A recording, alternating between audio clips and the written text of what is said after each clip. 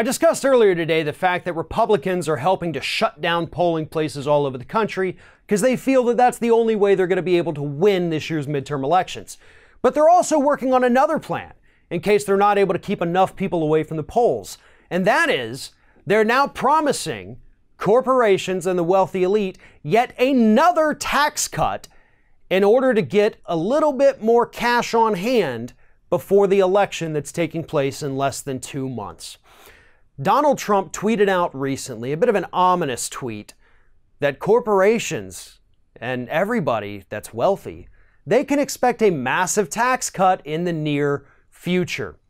Now, he didn't specify what he was talking about or what kind of tax cut this was going to be, but most people assume that it is what Steve Mnuchin, the Treasury Secretary, is working on right now, which is an elimination of the capital gains tax here in the United States, which is a tax, by the way, that really only applies to wealthy people who've invested a lot of money in a lot of different things. Real estate happens to be one of the biggest ones, which is what Donald Trump himself and Jared Kushner are both invested in.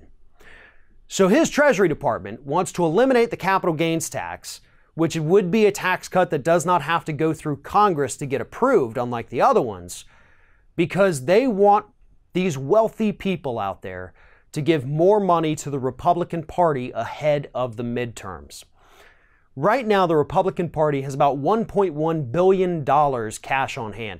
Democratic Party doesn't have near as much, plus they have, I think, 11 times the amount of debt that the Republican Party has as a national party.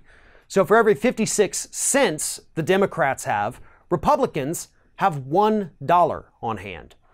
Doesn't look so well for the Democratic Party, however, given the anger that American voters have against the GOP and the fact that Democrats finally seem to be running on actual issues, the lack of money for their campaigns may not even be that much of an issue this year. We've already seen in primaries the underfunded candidate can still easily prevail. Happened in New York, it's happened in Florida, it's happened in the Midwest. It can and does happen, and it seems to be happening more and more frequently. Republicans don't quite understand that right now. They don't understand that you have to run on issues, that you need to go out there and talk to people and actually deliver on what you promise them, and don't promise them horrible things. Democrats understand that now, or at least they appear to be understanding that right now.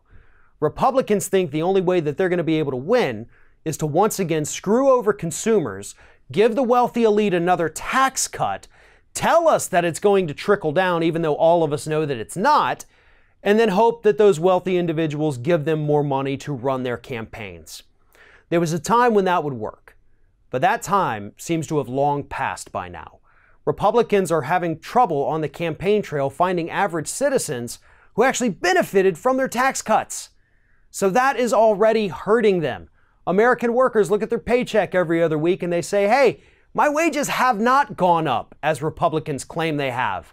They're talking about this great economic boom in this country.